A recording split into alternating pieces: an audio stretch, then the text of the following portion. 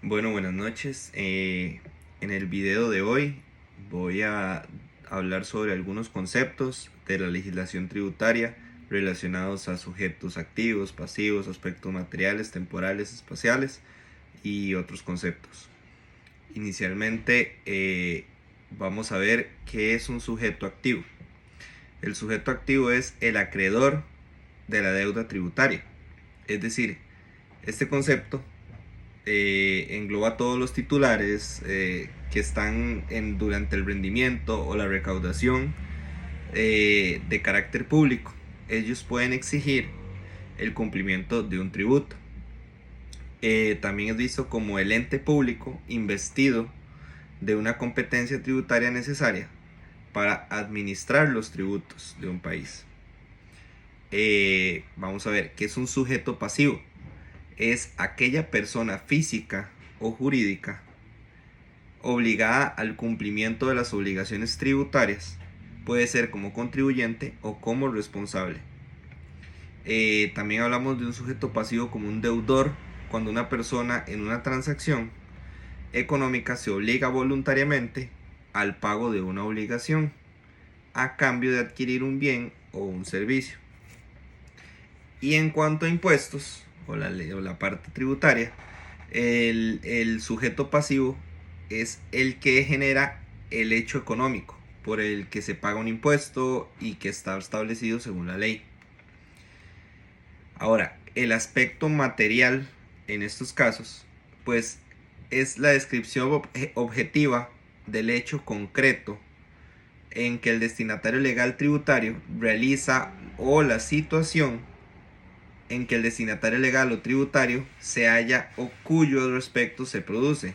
¿Qué quiere decir esto? Pues el momento es el momento en el que se hace la transacción para generar este impuesto tributario que el sujeto pasivo va a ser como el deudor.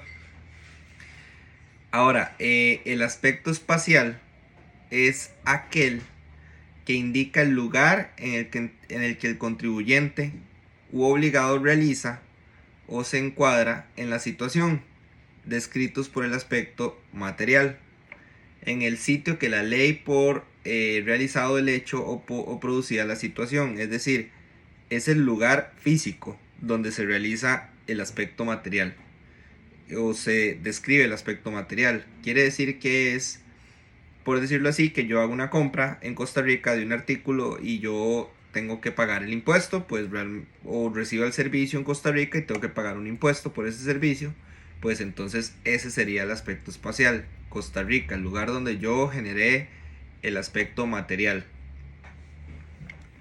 Ahora, el aspecto temporal indica el momento en el que se configura, el momento en el que el legislador tiene por configurada la descripción del comportamiento objetivo contenido en el aspecto material del hecho generador. ¿Esto qué quiere decir? Es el momento donde yo realice esa transacción que me genere el impuesto o el aspecto tributario.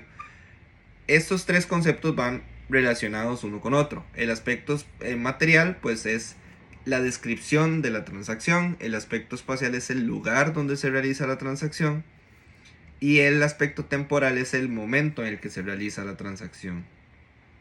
Ahora tenemos otro concepto que es el nacimiento. El nacimiento es cuando la obligación tributaria nace, cuando se realiza el hecho previsto en la ley como generador de dicha obligación.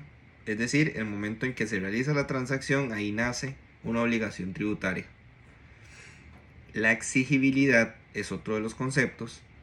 Es determinada desde el momento en que vence el plazo fijado por la ley para el pago de los impuestos. Estos ya pueden ser exigibles por parte del ente tributario, es decir, por ejemplo, hay un impuesto a cancelar, Ministerio de Hacienda pone fecha límite el 15 del mes y a partir del 15 del mes este pago de este impuesto ya se vuelve exigible para el Ministerio de Hacienda y estos deben ser cancelados por el deudor o el sujeto pasivo, que es el que debe, el deudor, el que debe el impuesto. Ahora tenemos también los aspectos cuantitativos. En este concepto pues se busca llevar a una cantidad numérica que se manifieste la capacidad económica real y revelada por un contribuyente, por el contribuyente, al perfeccionar el hecho imponible. ¿Esto qué quiere decirnos? Que ante el aspecto cuantitativo del hecho imponible, el mismo tiene que ser elaborado con proporcionalidad y también con racionalidad. ¿Por qué? Porque si se hace de una forma irracional, se ponen montos de impuestos elevados, pues realmente no va a tener un sentido al momento de realizar pagos, porque realmente no va a ser cuantitativamente no va a ser fiable. Ahora, otro y el último de los conceptos para este video sería las normas de no sujeción. Son aquellos hechos o negocios que no son parte de la definición abstracta del hecho imponible. Por ende, son las normas aclaratorias. Ahora, estas son diferentes a las exoneraciones. Esto no quiere decir que esto es igual a las exoneraciones, que lo que diga acá es porque es exonerado. No, son diferentes a las exoneraciones, ya que las exoneraciones buscan finalidades constitucionales, mientras que las normas de no sujeción lo que buscan es aclarar qué elementos entran y cuáles elementos no entran dentro de esta parte de aspectos y conceptos que ya les mencioné anteriormente. Así que bueno, en este video esto es lo que tenía por aportar. Espero que les sea de mucha ayuda y muy buenas noches.